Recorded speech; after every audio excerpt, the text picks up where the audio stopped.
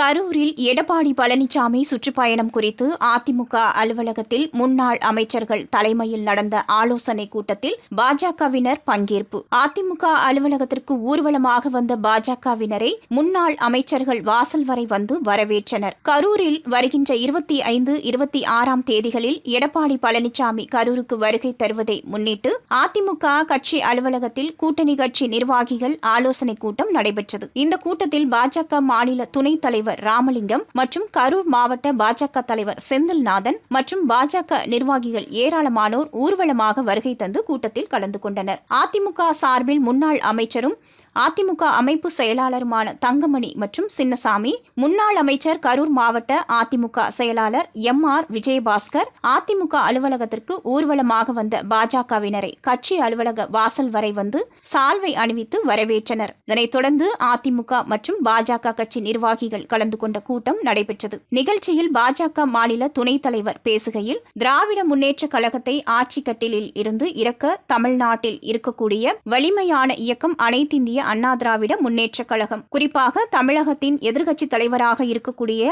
அதிமுக பொதுச் செயலாளர் எடப்பாடி பழனிசாமி தலைமையில் இருக்கக்கூடிய அதிமுக ஆட்சி கட்டிலில் அமர்ந்து திமுக ஆட்சியை அகற்றி ஆக வேண்டும் என கூறினார்.